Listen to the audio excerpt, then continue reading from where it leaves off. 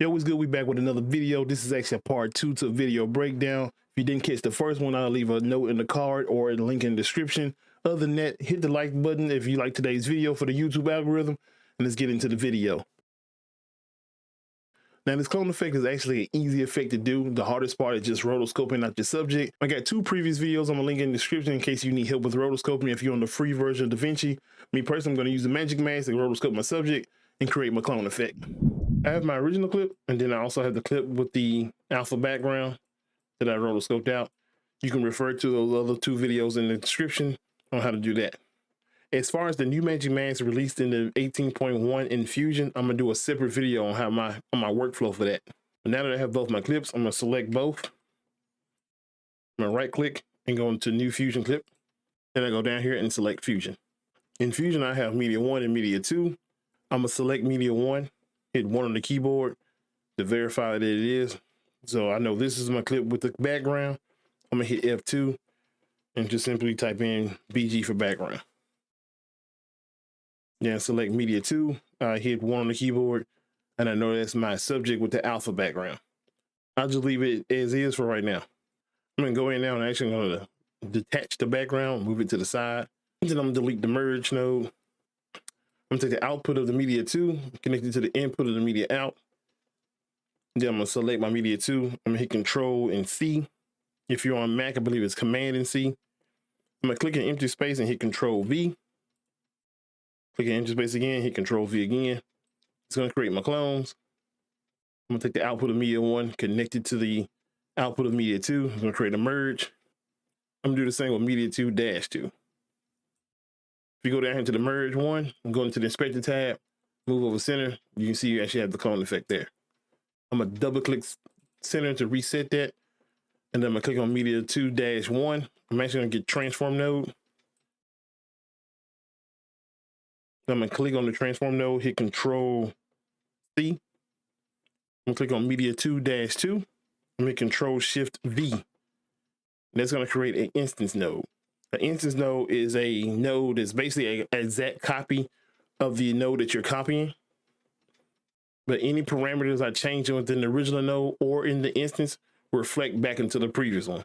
So I can change this here in the instance and it will still reflect in the original. I'm going to reset this and basically going to use the transform node to animate my subject. I'm going to go into frame 0. Go into the inspector tab and click on the keyframe. I'm gonna go to frame 18 here. I'm gonna set another keyframe. What this is gonna do is allow my subject to stay in place for these frames. Then I'm gonna jump to frame 20. And then I'm actually animate the subject. So what it's gonna do is keep him steady here, and he's not gonna actually move until I get to frame 20. Then I'm gonna move on down to frame 46 on this clip. I'm gonna set another keyframe. Move to frame 48, and then I'm gonna go up here to center, right click, and set the default. And then I'm gonna play that back. Now you only get 1 copy there. So what I'm gonna do is go over to the instance node where it says invert transform. I'm actually going to right click that and go to de-instance. That's gonna unlock that particular parameter from the original. So once I hit de-instance, I can hit invert. Once I play it, you get the 2 clones. Now you notice the way the animation comes out, they slide out and slide back in really quick and abruptly. If you want to change that, you actually go up here to the spline editor. It's gonna pop up down here. I'm gonna move this out. If you go over here to the 3-dot menu, you can click show only selected tools. And I'm gonna click on the instance since it's the one selected. I'm gonna click here to zoom to fit. Now you see all my keyframes. Now this is the first keyframe, which is at frame 18. If you want, I can grab that and I actually can move it out. Say to frame 12, you can tell it's moving by the little indicator here. So now you play it back. You see you got more of a gradual slide out. You can do that for any of the frames. Then if you go back here to frame 48 and click on here and move it, frame 54. Now you notice it's actually kind of stiff. So if you want to, you actually go through here, select those 2 frames. Oh, you can box select these 2 frames here and hit S to smooth.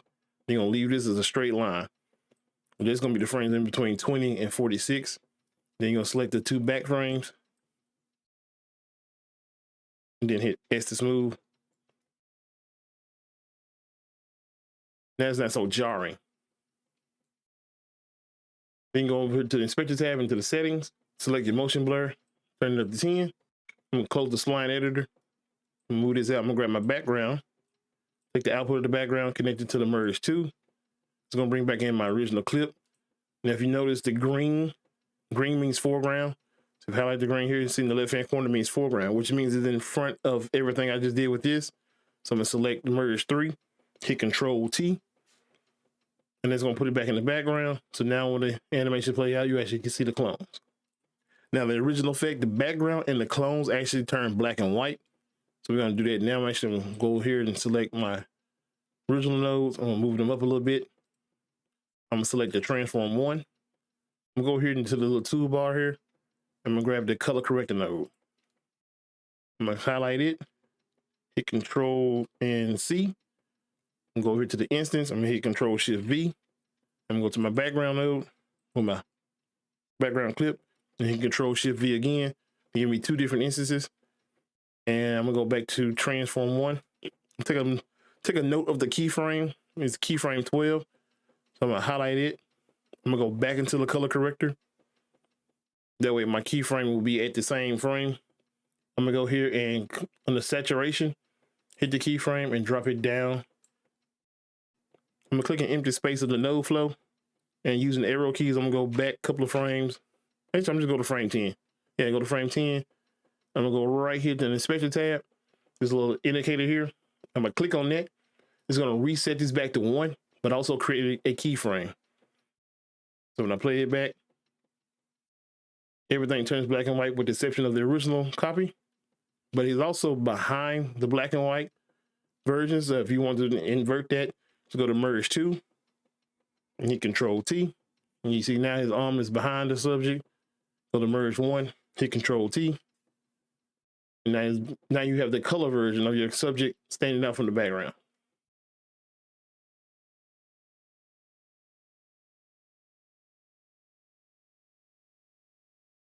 Now for this duplicate effect, I got the same subject. I'm gonna hit Control and space, type in DU for duplicate.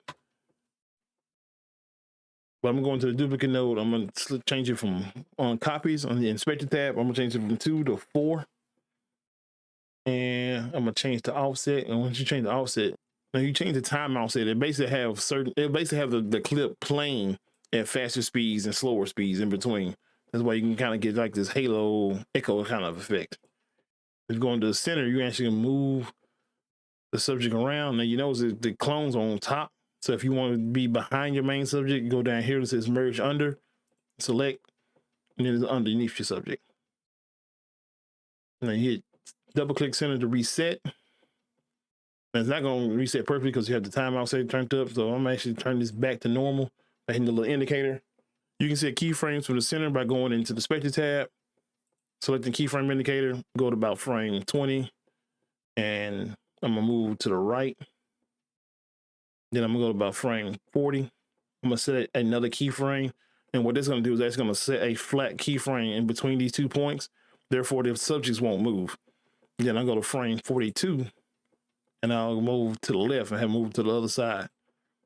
And then from there, I have it play out until the end by setting another keyframe.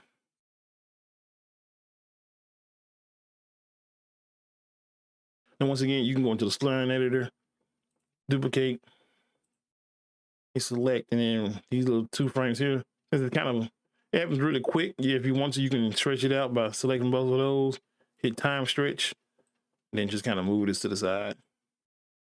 And if you play it back,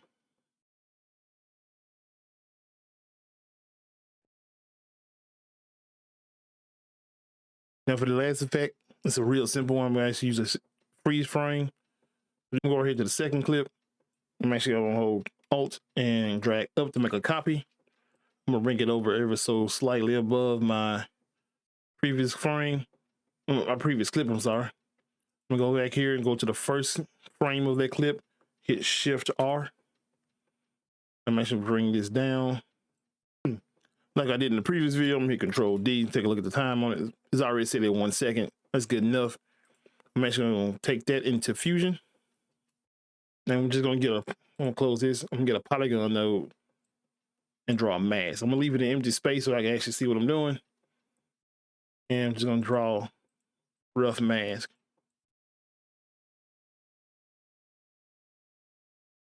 I'm gonna actually mask outside of the frame. Reconnect. I'm gonna take the output of this, connect it to the media 1. Then I'm gonna go back over here to the inspector tab and invert. I'm gonna click out empty space. I'm gonna soften those edges. I'm actually decrease the border width just a little bit. And select media 1. I'm gonna grab a transform node. And the inspector tab of the transform, I'm gonna just drop down the canvas and change it to mirror. And then go into the last frame of the transform node. I'm gonna set a keyframe. I'm gonna go to the first frame, frame 0. I'm gonna go to the center and I'm just gonna move this. And so I'm just, yeah, you can keep moving it if you want to, or you can type in the number. Around about 5 or 6 is pretty good. I'm gonna put in 6 first. If you hold Control and zoom out, you can actually see where it's going. This is where the subject's going. Like so, you just kind of, it continues to replicate itself because you change the edges to mirror. Now, if you play it back, you'll see it continues to warp around and around. I'm gonna go into the settings, turn on motion blur, crank it up to 10. Now you actually get that motion blur as it warp through. And that's your transition. Now there is an infinite zoom transition. I'm gonna go over that in a separate video by itself that gets in access to 3D space. So subscribe to the channel if you're not already for that. Until then, I'll see you in the next video. Appreciate you watching. Until next time.